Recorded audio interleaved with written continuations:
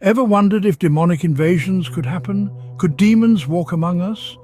These are questions that have been asked time and again, generating a whirlwind of controversy and fascination. We live in a world where the unseen is often more intriguing than the seen. The subject of demonic invasions falls squarely into this realm. It's a topic that has been examined and interpreted, yet it remains as elusive as ever. The portrayal of ghosts and demons has become increasingly mainstream, pushing the boundaries of our understanding and acceptance of the unseen. These spectral entities, once relegated to the realm of folklore and superstition, now hold sway in popular culture. They have become regular features in movies, television shows and literature, casting their eerie shadows over our collective consciousness. But what does this mean? Are these apparitions real, or are they mere figments of our imagination? Are they manifestations of our deepest fears, or are they echoes of a reality beyond our comprehension? Stepping into the realm of the spiritual, we find ourselves asking, what is the Christian perspective on ghosts and demons? Are these apparitions of the departed, or are they something far more sinister? The answers to these questions might surprise you. Our understanding of the unseen is often clouded by misconceptions and misinformation. Many believe that ghosts are the spirits of deceased humans trapped in the earthly realm, yearning for release or seeking justice. This belief, however, is not always in alignment with the teachings of the Bible. What if our perception of these apparitions is flawed? What if the ghosts we believe to be spirits of the departed are in reality demonic entities? But what if what we think we know about these apparitions is wrong? What if ghosts are demons in disguise? It's a chilling thought, but one that demands our attention. As we delve deeper into the unseen, we must be prepared to challenge our beliefs and question our assumptions. Only then can we begin to truly understand the nature of the unseen. Let's delve into the scriptures to understand the Christian perspective on ghosts. From Genesis through Revelation, the Bible serves as our compass, guiding us through the complexities of life and the mysteries of the unseen. When discussing the subject of ghosts, it's essential to seek answers from this divine source. In popular culture, ghosts are often portrayed as the wandering souls of the deceased. They are seen haunting old houses, lingering at the sites of tragic events, or even visiting loved ones in their dreams. But what does the Bible say about these spectral apparitions? The book of Hebrews provides a compelling insight. Hebrews 9:27 states, "And as it is appointed unto men once to die, but after this the judgment." This scripture implies that after death the next step is judgment, not a spectral limbo where souls can freely roam the earth. There is no scriptural support for the notion that the deceased have the option to return and haunt the living. This concept is further reinforced by Ecclesiastes 12:7, which says, "Then shall the dust return to the earth as it was, and the spirit shall return unto God who gave it." This verse clearly indicates that upon death a person's spirit immediately returns to God, not to the earthly plane. So, if these apparitions aren't the souls of the deceased, what are they? The biblical interpretation suggests they are demonic entities. The devil, in his deceptive nature, can manipulate these entities to mimic the deceased, creating a believable illusion of a ghost. However, Satan does not possess the power to bring back the dead or allow them to linger on earth. So when someone tells you they've seen a ghost, they've unknowingly encountered a demon. This may sound chilling, but it's a perspective deeply rooted in the teachings of the Bible. It reminds us that not everything is as it seems, and the unseen world is a complex realm that requires discernment and spiritual understanding. The devil, as we know, is a master of deception.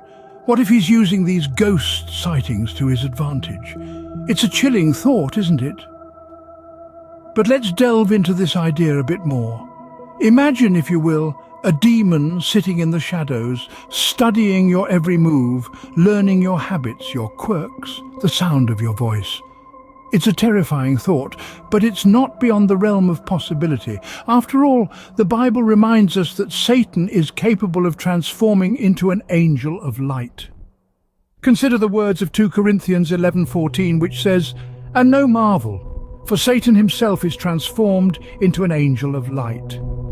If Satan can make himself appear as an angel of light, a being of pure goodness and truth, then it's not a stretch to think that his minions could disguise themselves as familiar entities. So when we talk about ghost sightings, what we might actually be dealing with are demons in disguise. Demons who've studied us, who've learned how to imitate us, and who are using that knowledge to manipulate us. They could be taking on the form of a loved one, or a historical figure, creating a narrative that makes us feel comfortable, or at least intrigued. And all the while they're slowly infiltrating our lives, our homes and our minds. And why would these demons do this? Why go to all this trouble to disguise themselves as ghosts? Well, to sow confusion, to create fear, to drive a wedge between us and our faith, to make us question what we know to be true. It's a classic tactic of the devil to use deception and manipulation to lead us astray. In essence, we could be experiencing a demonic invasion right under our noses and not even realize it. Instead of viewing these ghost sightings with fascination or fear, we should be viewing them with skepticism and a strong faith in the truths we know from Scripture. It's a terrifying thought, isn't it? That demonic invasions could be happening right under our noses. Let's hear a real-life account of what could be a demonic invasion. It's the story of a young couple who, in the wake of a tragic loss, found themselves in the clutches of a mysterious presence. The girl had recently lost her mother, a devastating blow that left her grappling with grief. As the months passed, she began to experience what can only be described as visitations. Her mother, who had passed on, seemed to appear in her dreams, offering a sense of peace that was both comforting and confusing. These visitations, while initially soothing, started to take on an unsettling tone. What was once a comforting presence began to feel disruptive, even disturbing. The girl would wake up in the middle of the night, her heart pounding, the echo of her mother's voice still ringing in her ears. These nocturnal encounters became frequent, disrupting their sleep and casting a shadow of unease over their lives. She shared these experiences with her husband, who, though skeptical at first, began to notice the toll these visitations were taking on his wife. Her once vibrant eyes were now clouded with exhaustion and fear. He too began to sense an eerie presence, a chill in the air that he couldn't quite put his finger on. The couple was living in a state of constant tension, their home no longer a sanctuary, but a stage for these unsettling encounters. In search of answers, they turned to their faith, seeking counsel from their pastor. The pastor, after hearing their account, pointed towards the possibility of a demonic influence. He suggested that these visitations, rather than being the spirit of the deceased mother, could be a demonic entity masquerading as her. This revelation was a chilling one, turning their world upside down. This raises some unsettling questions. Was this a case of a demonic invasion? So what can we conclude from all this? Let's take a step back and revisit the main points of our discussion. We've delved deep into the biblical perspective on ghosts, explored the idea of demons disguising themselves, and listened to a real-life account of a possible demonic invasion. It's been quite a journey, hasn't it? We started by discussing the biblical perspective on ghosts. We learned that the Bible doesn't support the idea of spirits of the departed wandering the earth. Instead, it tells us that upon death, the spirit returns to God and the body to dust. It's a sobering thought, but it firmly establishes that ghosts, as we commonly understand them, don't align with the teachings of the Bible. Then we ventured into the realm of demons in disguise. We considered the idea that what people experience as ghost sightings could actually be encounters with demonic spirits. The Bible warns us of the deceptive nature of Satan, who can masquerade as an angel of light.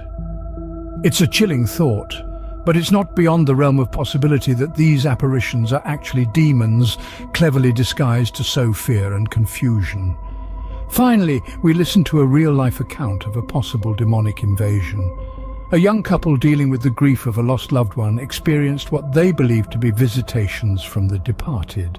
However, these visitations brought not comfort but unease and discomfort. It's a stark reminder that not all is as it seems in the spiritual realm. It's a reality to consider, but one that we must face. Demonic invasions could indeed be a reality.